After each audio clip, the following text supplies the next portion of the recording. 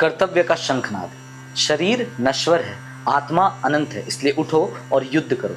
जय श्री कृष्ण साथियों, आप सभी का बहुत बहुत स्वागत है हमारे चैनल सनातन की यात्रा, जहाँ पिछले श्लोक में भगवान ने हमें इस ब्रह्मांड का सबसे बड़ा रहस्य बताया।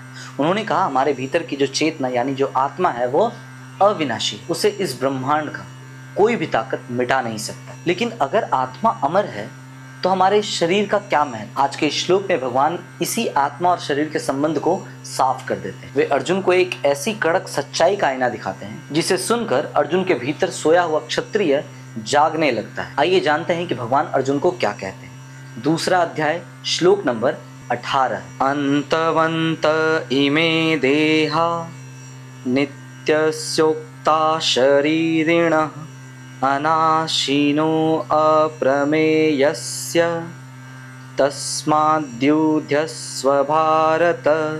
श्री भगवान ने कहा इस अविनाशी, अप्रमेय यानी कि समझ से परे तथा नित्य रहने वाली जीवात्मा के ये सब शरीर अंतवान कहे गए हैं, यानी नाशवान कहे गए।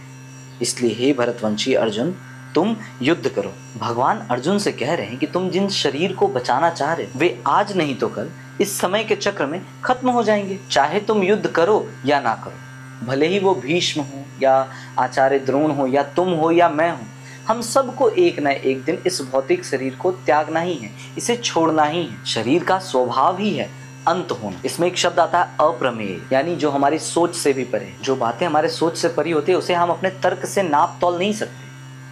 यहाँ तो केवल एक ही चीज सत्य है, वो है आत्मा, जो कि शाश्वत है। यह गीता का सबसे कड़क आदेश है। भगवान ये नहीं कह रहे कि आत्मा अमर है तो तुम किसी को भी मार दो, ऐसा भगवान ने नहीं कहा है। बल्कि भगवान यह कह रहे हैं कि जब शरीर का अंत होना तय है और तुम्हारे अंदर जो आत्मा है वह कभी मरती नहीं, वह अमर है, तो तुम इस मृत्यु के डर से अपने धर्म और कर्तव्य को क्यों छोड़ रहे हो। अन्याय के खिलाफ खड़ा होना यह तुम्हारा सबसे पहला कर्तव्य है, इसलिए उठो और युद्ध करो। आज के श्लोक से सीखने वाली बात है ओवर अटैचमेंट से बाहर निकलना। आज के इस समय में हम उन्हीं चीज़ों से बहुत ज़्यादा अटैच्ड हैं जो कि हमेशा के लिए नहीं रहने वाले। हम उन चीज़ों से ज़्यादा अटैच होते हैं जो समय पर बदलने वाला है। हमारा करियर, हमारी चुनौतियाँ। साथियों, जीवन एक युद्ध है और जब हम यह जानते हैं कि शरीर जो है वो अस्थायी है या अस्थायी नहीं, हमेशा तो रहेगी नहीं, फिर हम इन चुनौतियों से क्यों डरे। हमें तो इसका डट कर सामना करना चाहिए। दूसरा है कर्तव्य सर्वोपरि, यानी ड्यूटी फर्स्ट। यहाँ श्री कृष्ण हमें सिखाते हैं कि हमें परिणाम या मौत के डर से अपने कर्तव्य को नहीं छोड़ना चाहिए, उससे पीछे नहीं हटना चाहिए। अब जीवन तो परीक्षा लेता ही, तो हम कायोरे की तरह हथियार डाल करके हट तो नहीं सकते। सनातन तो हमें कभी यह नहीं सिखाता। जीवन एक संघर्ष है, इस जीवन में आपको हमेशा संघर्ष करते रहना होगा। मुझे इस बात से एक और बात याद आती है कि मैंने प्रेमानंद जी के द्वारा एक बात सुनी थी। जब वो क्या कहते हैं, वो कहते हैं कि यह जीवन दुखालय है, यानी दुखों का घर है। तो जब आप इस जीवन में आए हैं, आपको पता है कि यहाँ दुख ही दुख है। फिर अगर आपके जीवन में किसी समय मान लीजिए कि आपको कोई सुख मिल भी जाता है तो आप इसे भगवान का आशीर्वाद समझिए और उसे स्वीकार कीजिए। लेकिन मन में इस बात को हमेशा रखिए कि यह दुखालय है, यहाँ दुख ही दुख है और आपको इस दुख से डरना नहीं है, क्योंकि यही तो आपको मजबूत बनाता है। हमें हमारी चुनौतियाँ ही हमें लड़ना सिखाती है, हमें जीना सिखाती है, हमें जीवन में आगे बढ़ना सिखाती है। तो जब तक वो चुनौती आप तक आएंगी नहीं, आप उसे सॉल्व नहीं करेंगे तो आप मजबूत कैसे बनेंगे।